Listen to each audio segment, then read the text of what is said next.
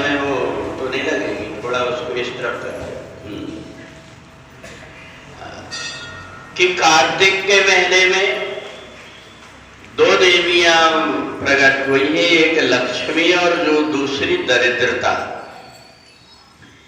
तो सूत जी कहते हैं कि कार्तिक के महीने में भगवान विष्णु की पूजन करना इसलिए भी जरूरी है कि कहीं दरिद्रता हमारे पीछे ना लग जाए। एक बार सारे देवताओं ने तो जो कुछ भी समुद्र मंथन से निकला था अपने अपने को, ऋषियों ने कामधेनु ले लिए, इंद्र ने ऐरावत हाथी ले लिया, भगवान विष्णु ने लक्ष्मी ले लिए, एक देवी बची और वो थी दरिद्रता। अब उस समय पर वहां पास में ही एक कुटिया थी दालभ्य ऋषि की। 3 दिन से दालभ्य ऋषि ने संध्या पूजन नहीं किया था, इसलिए वो जब गए तो उनकी दृष्टि जब दिखी कि एक महिला बैठ करके परेशान हो रही है, पूछे जाकर के उन्होंने बताया नहीं अपना नाम, कहा मैं विवाह करना चाहती हूँ। दालभ्य ऋषि लालच में आ गए कि मेरी घर गृहस्थी बच जाएगी, और उन्होंने उसको लेकर के आए और जैसे ही संध्या पूजन किए तो वो नाराज हो गए कि मेरे रहते हुए घर में अगरबत्ती, धूप, भजन, कीर्तन कुछ नहीं चलेगा। दालभ्य ऋषि बड़े परेशान हो गए कि देवी आखिर तुम हो कौन? कहा मेरा नाम दरिद्रता है, जहाँ भगवान का नाम होता है, पूजन होता है, हवन होता है, वहां मैं रहती नहीं। अब दालभ्य ऋषि बड़ी मुसीबत में पड़ गए कि अब करें तो क्या करें। कहा ठीक है, हम अपने रहने के लिए एक स्थान और बना देते, मैं संध्या पूजन करने यहाँ आ जाऊंगा और दूसरे स्थान में तुमको रखूंगा।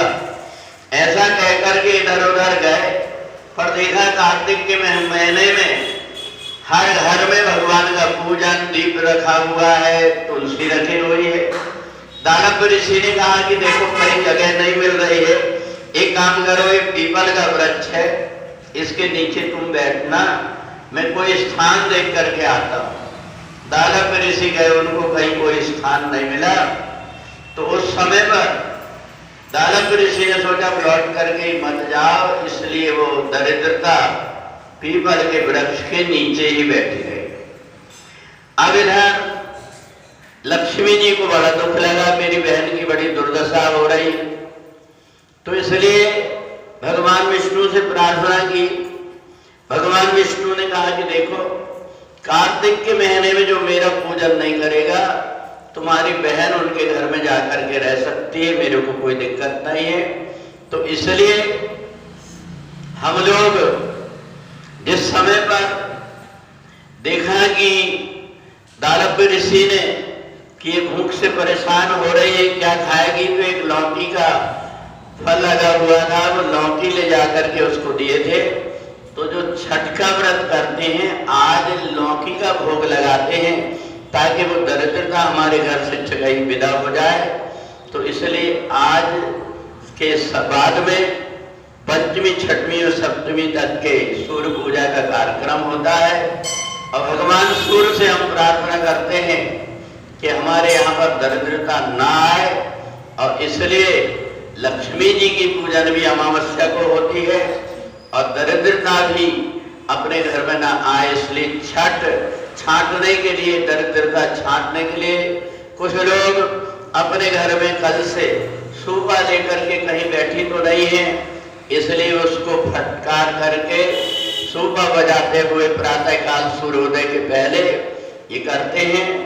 और बहुत सी महिलाएं छठ का व्रत करते रहती हैं, तो इसलिए कल से सूर्य पूजन का कार्यक्रम इसलिए प्रारंभ होता है कि हमारे यहाँ पर दरिद्रता आकर के प्रवेश न करे, क्योंकि दरिद्रता जहाँ रहती है वहाँ एक जन्म नहीं अनेक जन्मों तक के वो साथ रहती है।